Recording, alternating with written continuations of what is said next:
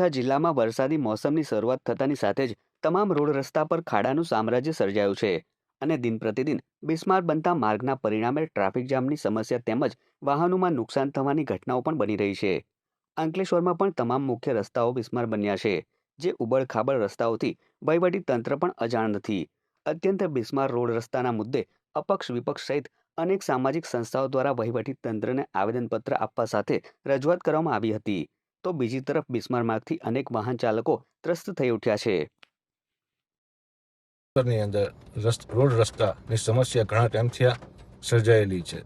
અનેક લોકોએ આ તંત્રને રજૂઆત કરેલી છે, તો છતાં તંત્ર આંખ આડા કાન કરે છે અને અડધો કિલોમીટરનું પણ અંતર કાપવું હોય છે તો અડધોથી પોણી કલાક એડવાન્સમાં આપણે નીકળવું પડે છે અને એક્સિડન્ટ થવાના સંભવ ઘણા બધા છે. ગાડીને નુકસાન પણ થાય છે અને તંત્ર પણ પેચિંગ વર્ક કરે છે. તે ચોમાસાના 4 મહિના પહેલાં પેચિંગ વર્ક ચાલુ કરે છે અને ચોમાસું પૂરું થાય છે અને એ દરમિયાન પાછું એની આવીને પરિસ્થિતિ આવીને ઊભી રહે છે. તો તંત્રને એટલી એક રજૂઆત છે કે રોડ રસ્તા કરે. બહેરાકાને લોકોની વેદનાનો અવાજ સંભળાય તે માટે અંકલેશ્વરના પૂર્વ જોઈન્ટ ડિસ્ટ્રિક્ટ જજ અને એડવોકેટ સજ્જાદ કાદરી દ્વારા અંકલેશ્વર કોર્ટમાં ખરાબ રોડ રસ્તાને મુદ્દે અરજી દાખલ કરવામાં આવી છે. એડવોકેટ સજ્જાદ કાદરીએ રાજ્યના રોડ્સ એન્ડ બિલ્ડિંગ ડિપાર્ટમેન્ટની વિવિધ કચેરીઓ સામે રિપ્રેઝેન્ટેટિવ સ્યુટ દાખલ કરી છે અને કોર્ટ દ્વારા જવાબદાર અધિકારીઓ સામે નોટિસ જારી કરવામાં આવે તેવી શક્યતા વર્તાઈ રહી છે. આ ઉપરાંત એડવોકેટ સજ્જાદ કાદરી દ્વારા ગુજરાત માનવ અધિકાર પંચને પણ બિસ્માર રોડ રસ્તાઓ બાબતમાં આરએનબી વિભાગ સામે પગલાં ભરવા માટે રજૂઆત કરવાની કવાયત હાથ ધરાઈ છે. વધુમાં એડવોકેટ સજ્જાદ કાદરીએ ભરૂચ, ઝઘડિયા, વાગરા સહિત જિલ્લાના તાલુકાઓમાં ખરાબ રોડ રસ્તા મુદ્દે અરજી દાખલ કરવા માટેની પણ તૈયારી દર્શાવી છે. જે ભરૂચ શહેર અને તાલુકાના રસ્તાઓ બાબતનો છે, આ જ રીતનો દાવો હું ઝઘડિયા કોર્ટમાં પણ કરીશ. તે ઝઘડિયા બાબતના રસ્તાઓનો છે. આ જ રીતનો હું વાગરા માટે વિચારી રહ્યો છું અને જંબુસર માટે પણ વિચારી રહ્યો છું. આ રિપ્રેઝેન્ટેટિવ સૂટ એવું છે કે દરેક કોઈના સમાજ વતી અથવા when there is a community of interest, one person can file the suit for and on behalf of number of persons. હવે આ કેસમાં તો આખું અંકલેશ્વર તાલુકાના પબ્લિકો સામેલ છે, એમનો રસ સમાયેલ છે.